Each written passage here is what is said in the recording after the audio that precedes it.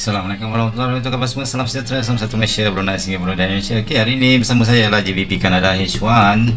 Setup yang lepas-lepas kita nak belajar melukis. Kita nak belajar melukis setup yang lepas-lepas supaya you all semua senang faham, senang nampak. Bila chart live tengah bergerak kita tak nampak.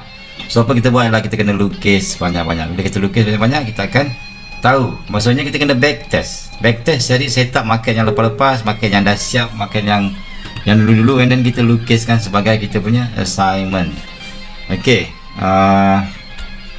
First, di sini kita ada satu setup QM level. Let's suppose price naik ke atas, zoom naik ke atas. So di sini adalah kita punya demand. Demand kita ambil shadow saja dekat sini. This is our demand zone.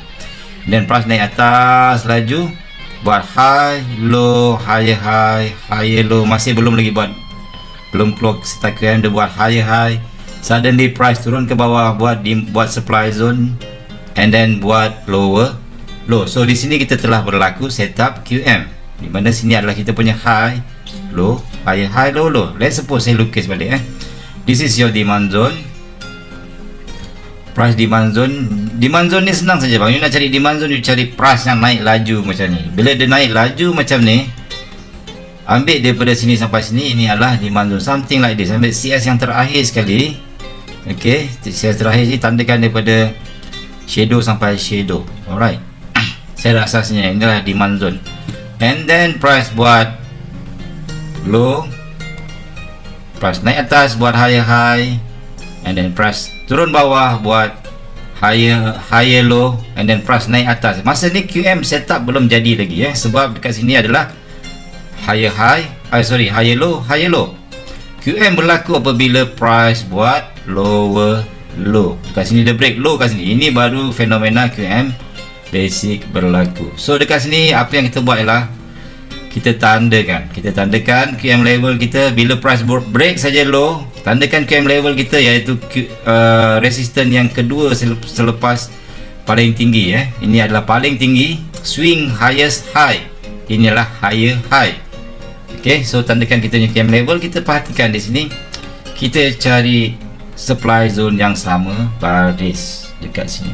Kalau jumpa sama baris, sangat cantik, sangat senang. So bila price dah sampai dekat sini, kita tunggu price retest. Katakan ada retest. Okey, satu lagi, sebelum you nak tengok dia retest tak retest, tengok dia punya lower low. Price naik atas, dia buat lower low sampai bawah sini. In this case dia buat sampai sini saja, lower low sampai sini. Belum sampai kita punya demand zone. Maksudnya kita ada peluang entry, sebab di sini kita ada space untuk kita punya target. Kita ada gap, liquidity gap dekat sini. So kemungkinan price akan tutup dekat sini. Maksudnya akan sampai ke target kita. Maksudnya kita ada target dekat area this lower low sampai sini, kita ada space. Okay, ada liquidity gap. Kita akan belajar nanti bab supply and demand. So apa kita buat ialah bila price naik ke atas balik, kita standby supply zone sama baris dengan QM level, iaitu dekat sini. Stop loss, ini adalah quick retest, high low, high low low, very quick retest. Stop loss dekat atas, TP dekat bawah, TP dekat sini. Okay, kalau you tengok risk reward berapa, daripada sini sampai sini stop loss ialah 18 pip, TP kita 207 pip, which is quite very nice, very good. Risk reward sangat bagus. I suka QM level ataupun I suka setup QM ni sebab satu saja, sebab risk dia kecil. Okay, kadang-kadang tak semua setup jadi kena stop loss, tapi bila kena stop loss, you punya stop loss kecil, tapi bila TP, you punya TP besar. That's it. That's it yang paling penting dalam forex. Kalau you nak tahan lama, you nak you nak sustain dalam forex, you cari setup yang risiko kecil, reward dia besar.